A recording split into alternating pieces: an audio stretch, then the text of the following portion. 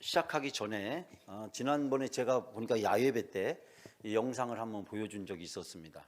제가 다시 한번 보여드리겠는데, 이 영상은 제가 실제로 문화선교 사역을 했던 내용입니다. 그러니까 할 거라고 미리 예상해서 한 것이 아니라 과거에 제가 실제로 사역을 했던 내용을 가지고 만든 영상인데 한 4분 정도 되는데, 영상을 다시 한번 보여드리는 이유는, 잠깐만 이거 아니고 앞에 좀 이거 보여드리는 이유는 우리 문화선교의 방향이 어떤 방향으로 갈지 한번 여러분도 고민해 보시고, 이제 우리가 제가 오늘 2023년 우리 비전 플랜 4번째 시간인데, 문화선교, 또 다음 주도 제가 앞으로 구역사역을 어떻게 할 것인지를 또 보여드릴 거고, 그 다음 주는 제가 골든 사역, 세대별 사역을 어떻게 할 것인지, 제가 계속해서 1월 달까지는 우리가 2023년 우리 교회가 어떤 방향으로 갈지, 뭐 똑같이 가지는 않습니다. 똑같은 거 우리가 할 수 있는 건 아니기 때문에 이쪽 교회 상황이 우리 교회 상황이 다르고, 그때하고 지금하고 다르고, 또 그렇기 때문에 그런 것들을 고려하되, 문화선교라고 하면 도대체 문화선교가 어떤 걸까? 여러분 궁금하시잖아요. 막연하잖아요. 추상적이잖아요.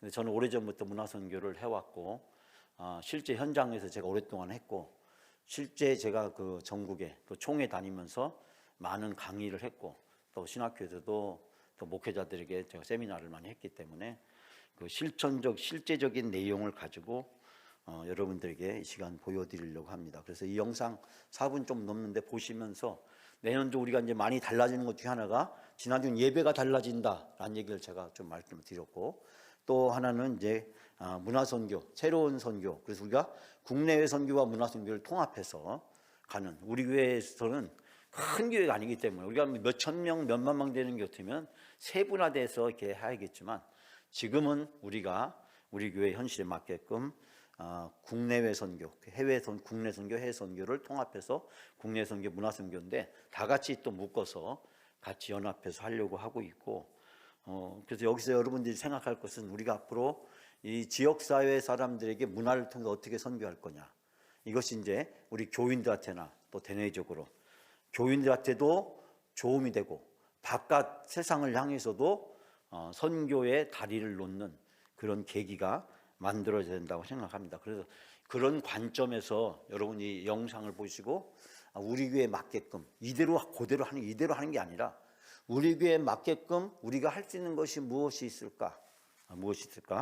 세상 사람들 어떻게 교회로 불러들일 수 있을까? 그들과 어떻게 만남을 가질 수 있게 될까라는 것들을 고민하면서 같이 영상을 보도록 하겠습니다. 영상 보여주세요.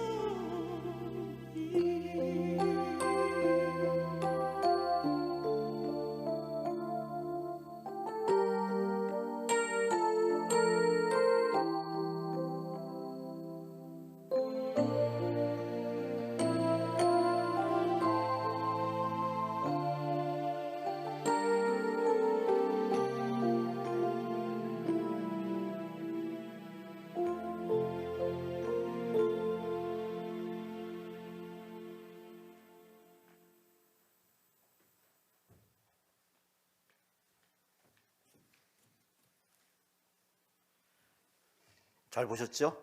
예. 지난번에 한번 잠깐 그때 우리 습속교회 가서 봤었나요? 잠깐 제가 들었던 기억이 나는 것 같은데.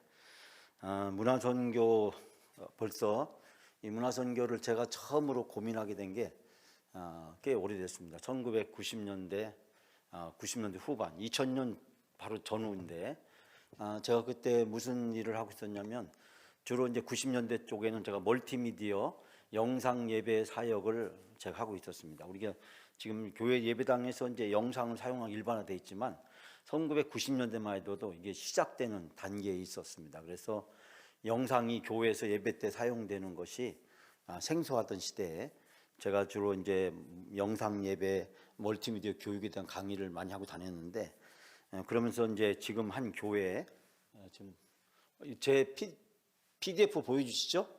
안 뜹니까? 예, PDF 띄워주시고. 예. 예. 지금 이제 여기 나오는 사진들이 주로 제가 실제 현장에서 했던 사역들의 사진 모습인데요. 그래서 이제 앞으로 2000년대 이후에 문화선교, 문화목회가 이제 등장하게 될 거다. 그래서 문화목회, 문화선교를 어떻게 해야 될까? 혹시 여러분 중에 아는 분이 계시면 신상원이라고 하는 나주를타라는 잡지를 발행하는 분이 있었습니다. 그분이 그 문화사역을 많이 했는데 제가 1990년대 중반부터 2005년 사이에 그분하고 서울 신촌 홍대에서 멀티미디어 세미나, 문화행사 기획 세미나를 제가 같이 많이 프로그램을 진행을 했습니다. 그러면서 앞으로 문화 목회 시대가, 문화 선교 시대가 본격적으로 도래하게 될 것이다 라고 생각을 하게 되었습니다. 그래서 제가 이제 여러 가지 계획을 세웠는데 그 다음 장면 넘겨주시고. 안 되겠네요. 아무래도 오늘 갑자기 연결이 또 안 돼가지고. 제가 이제 우리 영광교회 오면서 제 사명 선언문에 대해서 곰곰이 생각. 사명이 뭘까? 오직 예수 그리스도의 종된 목사로서 영광교회의 제3의 영적 부흥에 헌신한다. 이것이 제가 앞으로 이 교회에서 해야 될 중요한 사명이다. 제 정체성이 첫 번째는 예수 그리스도의 종된 목사다. 두 번째는 제 사역은 뭐냐? 그러면 영광교회 제3의 영적 부흥. 그 제3의 영적 부흥을 위해서 헌신하는 것이 저에게 주어진 사명이라고 생각합니다. 다음 장면 보이시죠? 제가 이제 문화선교, 문화목회 세미나를 목회자와 신학생들 상대로 여러 차례 했는데 제 총회에서 강의도 많이 나갔고 또 대전에서도 개최를 했고 이 강의를 들은 학생 중에서 문화목회를 실제로 카페 교회를 개척해서 실행에 옮겼거나 교회 사역하는 사람이 생겼습니다. 다음 장면 보이시죠? 자, 우리 다 같이 한번 성경 말씀 오늘 본문인데 한번 읽을까요? 시작. 하나님을 찬미하며 또 온 백성에게 칭송을 받으니 주께서 구원받는 사람을 날마다 더하게 하시느니라. 사도행전 2장 40절 말씀. 여기서 하나님을 찬미하며 우리 예배 찬양 본질이죠. 두 번째, 하나님을 찬미하는데 온 백성에게 칭송을 받았다. 칭송을 받았다. 인정을 받았다는 거죠. 즉 기독교 공동체, 초대교회 공동체가 세상 사람들한테 인정을 받았다. 그래서 어떤 결과가 생겼냐? 주께서 구원받는 사람을 날마다 더하게 하셨다. 초대교회가 부흥이 일어났다는 것입니다.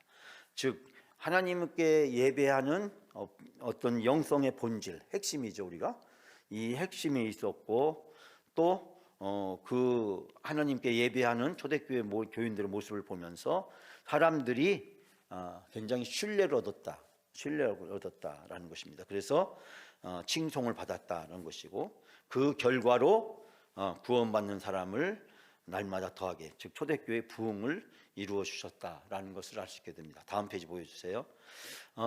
제가 이제 문화선교를 하면서 오늘 세 가지죠. 첫 번째는 이제 문화목회, 문화선교가 뭔가라고 하는 얘기를 좀 하려고 하고요. 두 번째는 그럼 어떻게 해야 되느냐라는 것이죠. 어떻게. 세 번째는 어떻게 준비해야 되느냐라는 세 가지를 이 시간 짧게 제가 한 45분까지 얘기를 하려고 합니다. 자, 다음 넘겨주세요. 그 문화선교의 핵심 효과는 뭘까? 핵심 과제는 뭘까? 우리가 이제 하나님이 우리에게 주신 명령이 두 가지가 있어요. 첫 번째 우리가 생각하는 사도행전 1장 8절 말씀 다 아시죠? 오직 성령이 너희에게 임하시면 너희가 권능을 받고 예루살렘과 온 유다 사마리아 땅까지로 내 증인이 되리라. 즉 지상명령은 뭐예요? 전도명령이죠. 전도명령.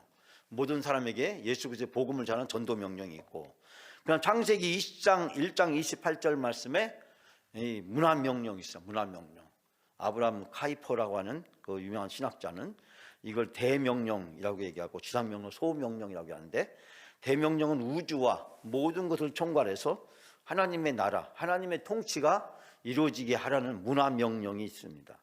그러므로 이 문화명령과 지상명령, 사람에게 복음을 전하는 이것, 문화명령은 세계 모주를 모든 걸 포함하는 거고, 지상명령은 그 중에서 사람 영혼을 구원하는 거죠. 자, 이 문화선교는 바로 무엇을 목표로 하고 있냐면 이 문화명령과 지상명령을 감당하는 데 있습니다. 그런데 이것을 하게 되면 어떻게 되냐? 교인들한테 복지 효과가 있어요. 왜냐하면 교인들이 문화를 통해서 성숙한 그리스도인의 삶을 살아갈 수 있도록 도와주게 됩니다. 아까도 보셨지만은 카페, 문화센터, 그다음에 공연, 여러 가지 프로그램들이 있지 않습니까? 기독교인으로서 우리가 어떻게 살아야 되느냐라고 했을 때 우리가 교회에서 목사님들이 설교나 성경 공부를 통해서 가르치는 건 극히 제한적이죠. 그럼 세상 밖에서 어떻게 할 것이냐? 굉장히 문화적인 삶 속에서의 문제죠. 그런 부분을 실질적으로 다루기 때문에 문화복지도 그렇기 때문에 이 문화사역이라고 하는 측면이 되고, 또 하나는 뭐냐면 이것을 통해서 지역섬김, 지역사회 사람들을 만나고 접촉할 수 있는, 즉 간접선교를 할 수 있는 문화의 통로가 구축된다라고 하는 겁니다. 그러므로 이 문화선교라는 것은 하나님을 향하여 문화명령, 세상을 향하여 지상명령, 이 두 가지를 목표로 하고 있다라는 것입니다. 다음 페이지 보여주세요. 자, 이것을 조금 더 자세하게 설명을 해보자면, 즉 문화적인 영성이 우리에게 필요하다. 즉 하나님이 만드신 모든 세상을 하나님이 보시기에 좋았더라. 그러면 이 보시기에 좋은 세상을 만들어가는 것, 그것이 하나님의 나라잖아요. 하나님의 나라죠. 넓은 의미에서 그것이 전도고 선교죠.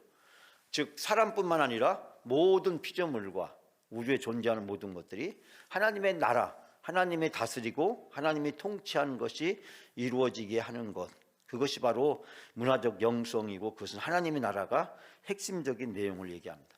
즉 하나님이 통치하시고 다스리고 지배하는 것이 우리 교회 안에서뿐만 아니라 세상에서도, 우리의 삶 속에서도 이루어지게 해야 된다. 그래서 두 가지인데요.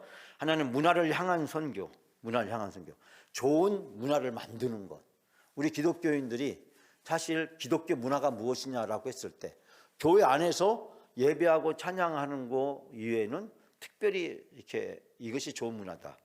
우리가 쉽게 얘기하면 명절 때 뭘 하고 지내느냐, 우리가 기독교인으로서 명절을 어떻게 보내야 되느냐, 이거는 구체적인 대안이 사실은 부족하죠. 제가 이번에 추억의 메리 크리스마스, 성탄절, 정말 백화점은 어마어마하죠. 서울에 가면 그 신세계 백화점 본점하고 그 옆에 있는 롯데백화점 본점이 얼마나 싸움이 붙었냐면은 크리스마스 성탄 추리하는데 돈을 억대로 막 투자를 해가지고 양쪽 다 경쟁이 붙는데 누가 더 많이 크리스마스 때 와가지고 그 앞에 사진 찍는 사람을 많이 만드냐. 그러니까 신세계백화점이 하니까 그 다음에 롯데백화점 본점이 따라하고, 그래서 서로 주목받을 수 있도록 많은 사람이 몰려올 수 있도록 하는. 근데 크리스마스 세상한테 많이 뺏겼잖아요. 그러니까 우리가 과거에 있었던 크리스마스 좋은 문화들이 있었어요. 그렇죠? 제벽송도 있었고 여러 가지 성탄절에 관련된 이분날 여러 가지 또 성탄절날 하는 아름다운 프로그램들이 있었는데 지금은 많이 사라졌잖아요. 우리가 어떻게 하면 좋은 문화를 만들 거냐라고 하는 거 우리가 고민해야 되죠. 우리가 여름 휴가 때도 좋은 기독교인의 휴가 문화 만들어야 되죠. 이런 거, 이 절기, 우리가 부활절, 성탄절 이런 때, 또 신년을 맞이하면서 좋은 문화를 어떻게 만들어 갈 거냐, 문화를 향한 선교. 또 하나는 뭐냐면 그 만들어진 문화를 통해서 우리가 선교하는 것이 필요하죠. 좋은 문화를 만들어서 우리만 좋사오니 그게 아니라 다른 사람에게도 그것을 통해서 전도가 될 수 있고 다른 사람도 함께 참여할 수 있도록 하는 것이 필요하다라고 하는 것을 얘기합니다. 다음 보여주시죠. 자, 그러면 이 문화선교의 3단계 주요 전략인데, 첫 번째는 하나님에 의해서 이 모든 것은 하나님의 주권, 하나님의 다스림, 하나님의 통치, 하나님의 지배, 이것이 이제 하나님의 나라라는 것인데요. 아까도 했지만 문화명령의 기초에서 하나님이 보시기에 좋았더라. 그러면 이 교회 안에서도 보시기에 좋았더라. 우리 기독교인이 만들어가는 세상도 하나님이 보시기에 좋았더라의 세상으로 만들어야 된다라고 하는 것입니다. 그래서 이 문화선교의 첫 번째는 하나님에 의해서 하나님의 주권 아래 하나님의 통치와 지배와 다스림 안에서 이루어진다. 두 번째는 교회와 성도를 통해서 이루어진다. 그럼 이 일을 누가 할 거냐? 누가 다리를 놓을 거냐? 누가 사역자가 될 거냐? 사역의 통로는 바로 교회와 성도를 통해서 된다. 지상명령보다 상위명령에 순종하여 교회와 성도의 사역의 관계를 설명한다. 즉 문화명령이죠. 문화명령. 아까도 말했지만 문화명령은 큰 거고 지상명령은 사람만 제한되는, 그러니까 문화명령 큰 속에 보면 사실은 그 안에 일부가 지상명령이 포함되어 있는 것을 할 수 있게 되죠. 자, 방향은 어떻게 되느냐? 세상과 모든 사람을 향해서 간다. 우리끼리만 교회 안에서만이 아니라 교회를 포함해서 세상 밖에까지 나가는 것이다. 즉 섬김의 예수 그리스도의 삶을 통해서 이 변화하는 선한 영향력을 나타내는 교회 밖의 교회. 제가 앞으로 많이 강조하게 될 것이 이 교회 안의 교회가 아니라 교회 밖의 교회. 교회 안의 교회는 우리끼리만 좋사오니 이건 교회 안의 교회죠. 우리 세상과 차단되고 세상과 격리된, 그래서 세상의 영향력이 전혀 없는 그것이 아니라 이제 교회 안의 교회에서 교회 밖의 교회로 우리가 확장해야 된다라고 하는 것입니다.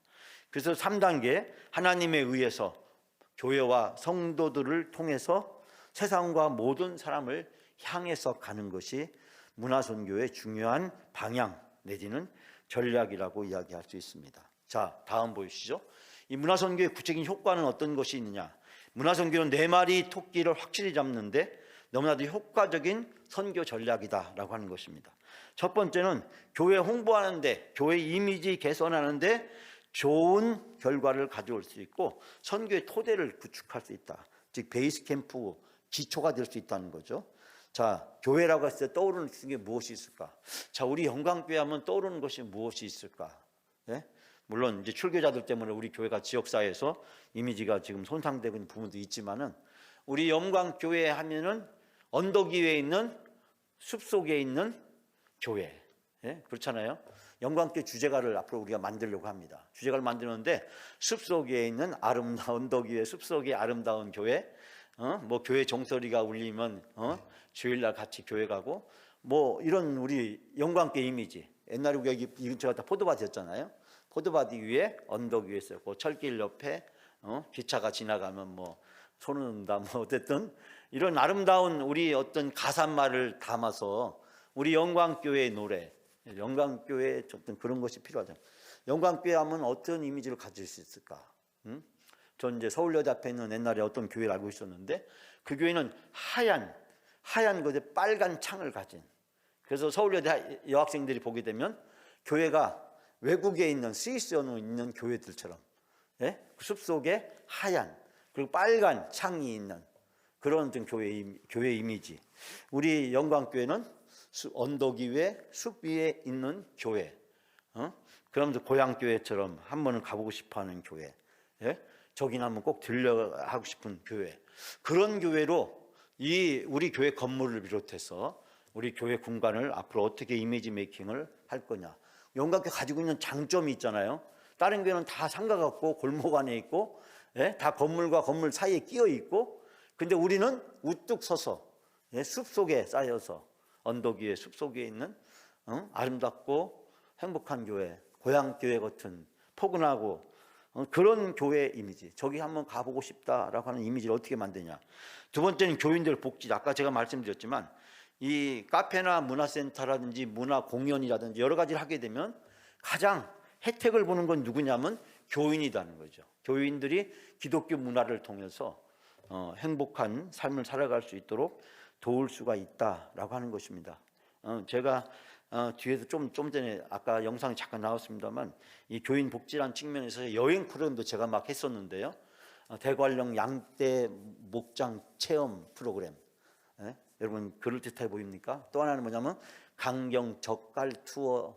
아까 코스모스 꽃가지고 이렇게 나온 우리 여자 성도님들 모습 보이죠? 자, 그게 뭐냐면은 강경 젓갈 투어 프로그램. 그다음에 성집 이스라엘 가는 프로그램도 있고 여러 가지 여행 프로그램도 만들어서 했는데, 이런 여가 어떤 이런 거 우리가 이제 내년에 계획하고 있는 것이 문화 탐방 교실. 예? 우리 이제 문화선교부에서 내년에는 한 달에 한 번씩 전교인 대상으로 누구나 다 신청하면 갈 수 있는 그런 문화 탐방 프로그램을 운영하려고 그래요. 이것이 잘 되면 횟수도 늘리고, 잘 되면 이제 이걸 주중에도 할 수 있고 주말에 할 수 있고 공휴일도 할 수 있고 당일치기도 할 수 있고 1박 2일도 할 수 있고 무박 2일짜리 프로그램, 해돋이 보려고 하는 거 무박 2일. 예? 저녁 때 출발해 가지고 가서 해돋이 보고 차 안에서 그 다음날 오는 그런 무박 2일 프로그램. 여러 가지 교인들이 세상에서 나갔을 때 그 자리 가면 술도 먹어야 되고 고수업도 쳐야 되고 우리에 맞지 않는 그런 문화들 속에서 하긴 또 섞이더라도 마음이 내키거나 기뻐하지 않는 그런 걸 어떻게 할 거냐. 이 교인들에게 좋은 문화를 만들어주는 것. 세 번째는 지역사회 봉사. 이 지역사회 봉사에 좋은 대안이 될 수가 있다라고 하는 것입니다. 지역사회를 섬길 수 있는 통로와 방법을 만들 수가 있고, 마지막 궁극적인 목적은 뭐냐면 문화를 향한 선교가 될 수 있다. 물론 이제 이 모든 것들은 다 어디로 가야 되냐면 선교에 초점을 둬야 되죠. 제가 오래전에 라디오에서, 지금 그런 건 못 들어봤습니다만, 라디오 틀었는데 기독교 무슨 방송 CBS 같다고 생각하는데 두 분이 나와서 토크 하는데 요리 얘기를 하는데, 요리 얘기를 한참 하다가 결론은 뭐냐면 전도해야 된다는 얘기를 하더라고요. 이 교회에서 모든 프로그램의 최종적인 목표는 그 전도와 연관되잖아요. 선교와 연관되잖아요. 그걸 전도하고 선교하고 어떻게 연관시킬 수 있느냐라고 하는 거죠. 예수님께서 사마리아 지역의 사마리아 여인과 함께 대화하실 때 복음이 유대인에서만 아니라 사마리아까지 또 온 유대 땅끝까지 확장되는, 그래서 저는 이 문화선교는 4마리 토끼를 잡는 효과적인 선교 전략이 될 수가 있다. 이 문화선교를 한쪽 측면만, 한 부분만 이해할 것이 아니라 A, B, C, D 이런 다양한 효과를 문화선교를 하면 기대할 수 있다. 다음 보여주시죠. 그래서 문화선교 4대 방향을 조금 더 설명하면, 첫 번째는 전 카페, 1번이 이제 카페라고 생각하는데, 카페는 베이스 캠프죠. 모든 것이 여기를 출발해서 여기를 이루어집니다. 제가 기도하기는 아직 장로님들하고 우리가 기도만 하고 있고 결정된 건 아무것도 없기 때문에, 지금 우리가 아동부실하고 유치부실을 앞으로 문화 공간으로 조성을 해야겠다라는 생각을 하고 있습니다. 자, 이곳에서 단순히 차를 마시는 곳이라고 생각할 수 있겠지만 더 중요한 것은 문화를 소비하는 곳, 문화를 만드는 곳이 되죠. 자, 그곳에다 카페를, 문화 공간을 조성했을 때 누가 가장 큰 혜택을 볼 수 있을까요? 저는 교회학교 학생들이라고 생각합니다. 우리가 11시 예배 드리면 그때 교회학교는 그곳에서 예배를 드리고 나서 소그룹 모임은 다 거기 가서 할 수 있죠. 거기서도 예배도 드릴 수 있고 모임도 할 수 있고 선생님과 학생이 만나서 공부도 할 수 있고 여러 가지 것들을 오전 예배와 오후 예배 시간에 다양하게 활용을 할 수 있게 되죠. 우리 각종 모임과 회의들을 거기서 할 수 있습니다. 또 누굴 만나고 싶은 사람이 있으면 초청해 와서 그곳에서 할 수가 있습니다.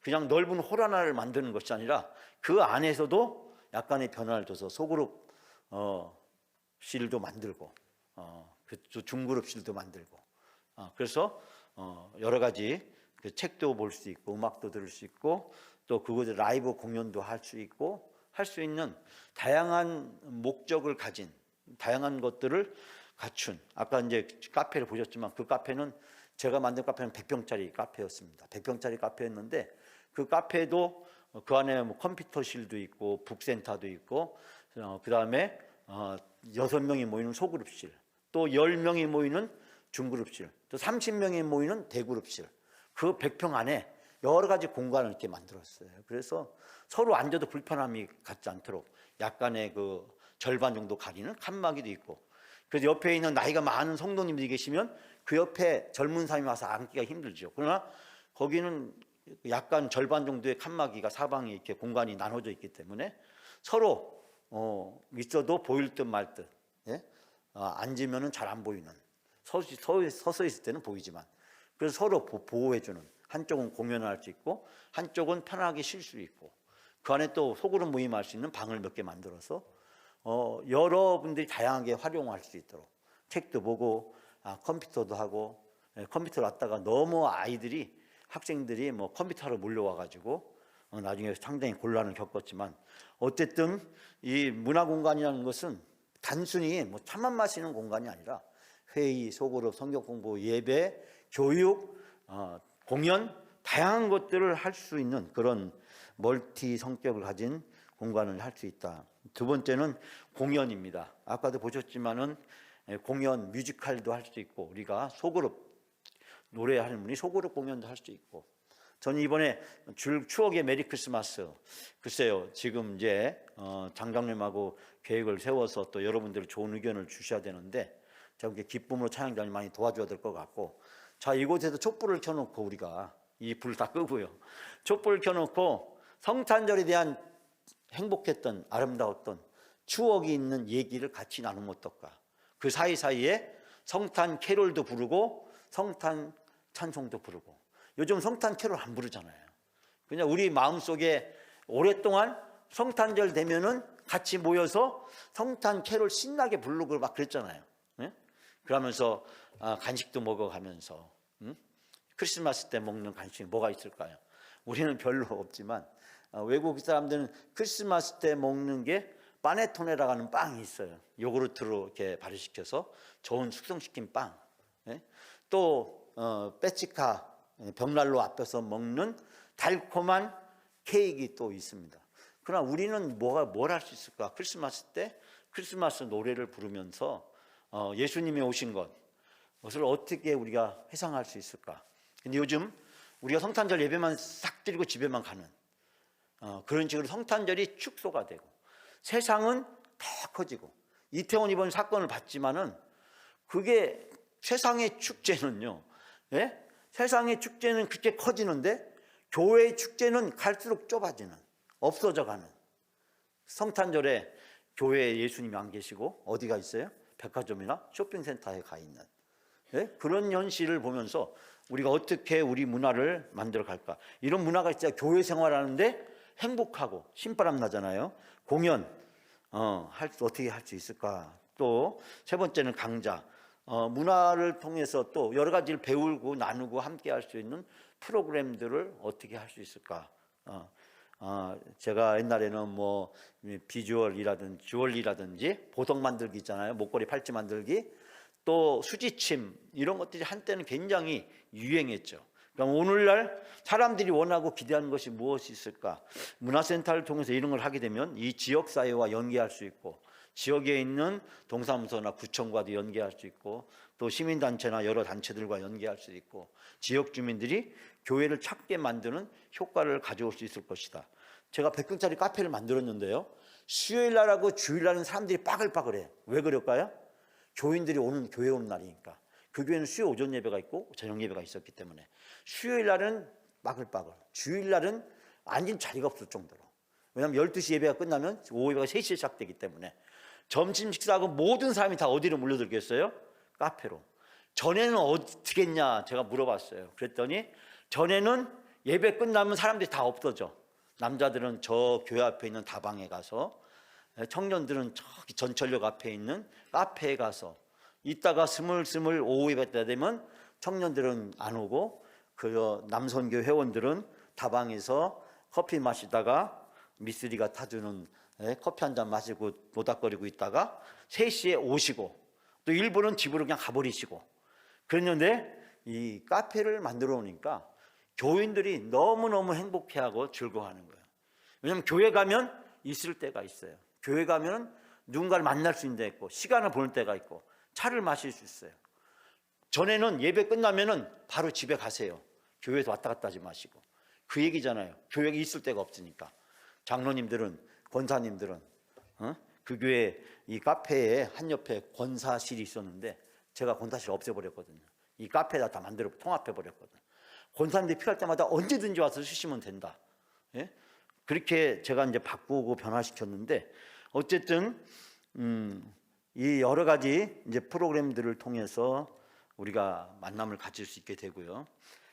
그래서 이 주일날, 수요일날 외에는 카페가 텅 비어 있는 거예요. 교회 1층에 있으니까 누가 오겠어요, 그죠? 교회 안에 있으면 들어오기가 상당히 힘들어요.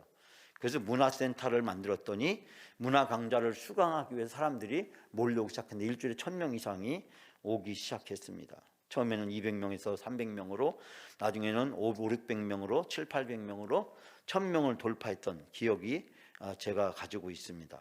이제는 이 특징이 뭐냐면요, 저를 보고도 인사를 안 해요.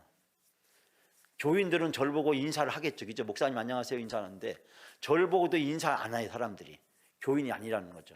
나중에는 주중에 보니까 저를 보고 인사하는 사람이 더 많더라고요.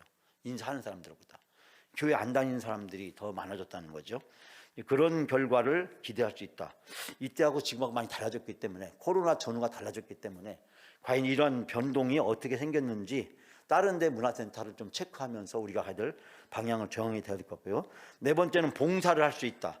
아까 제가 방과후 교실 프로그램, 뭐 어린이 도서관 여러 가지 것들을 했는데 이 지역사회를 봉사할 수 있는 주로 어린이나 우리가 이제 어르신들, 제가 이제 앞으로 생각하는 것이 뭐냐면 70 이상 된 분들은 다 골든 세대다. 실버 세대면, 실버라는 게 뭐예요? 색이 약간 빠져 보이잖아요. 골드는 어떻습니까? 빛나 보이잖아요. 인생은 70부터다. 인생은 70부터 빛이 반짝반짝 난다. 70대까지는 먹고 사느라고 힘들어가지고 쎄빠지게 사느라고 아무것도 못했는데 이제 70부터는 자기를 구현할 수 있는 시대가 열려야 된다. 저는 그렇게 생각을 합니다. 이제 70부터는 삶의 차원이 달라져야 된다. 자기 중심에서 이제는 타인 중심으로, 안에서 밖으로 뭔가 그 지금까지 살아왔던 삶의 패러다임이 근본적으로 바뀌는 시대. 60부터 하니까 지금 이제 고령화 시대가 접어들어서 전 70으로 상향 조정해서 이 부분도 앞으로 제가 집중적으로 한번 여러분들과 함께 나눠보려고 하는데요. 우리가 기존의 노인복지를 뛰어넘어서 우리가 이 골든 세대 사역, 내년부터 골든 세대 사역을 문화탐방교실과 연계하든지 별도로 진행하든지 때로는 같이 하고 때로는 따로 하고 이런 프로그램을 진행해 나가려고 합니다. 제가 할 얘기가 너무 많은데 다음 페이지 넘겨서 이거 하나만 하고 마치겠습니다. 이걸 어떻게 할 거냐라고 하는 것이죠. 어떻게 할 거냐라고 하는 것이죠. 어떻게 할 거냐라는 것인데 여기서 한 말씀을 이 말과 정리하자면 2인 삼각 경기처럼 우리가 교인들이 다 같이 참여해서 해야 된다. 우리 이제 문화선교부가 내년 새로 생기기 때문에 문화선교부, 국내 선교부가 협력을 해서 이 일을 같이 주도적으로 끌어가고 그러면서 우리가 할 수 있는 부분적인 주일 카페부터 시작을 해서 문화탐방교실부터 해나가고 내년에는 우리가 청년들을 위해서 우리 청년들이 지금 10명 이상이 되기 때문에 그 청년들에게 우리 교회의 미래와 희망을 심어주기 위해서 청년 미션 트립, 선교 여행을 선교하러 가는 게 아니라 선교를 여행하면서 선교에 대한 비전을 모색하는 선교 비전 탐방, 비전 트립이라고 하는데 미션 비전 트립을 내년도에 시작하려고 합니다. 물론 교인분한테 열려 있어요.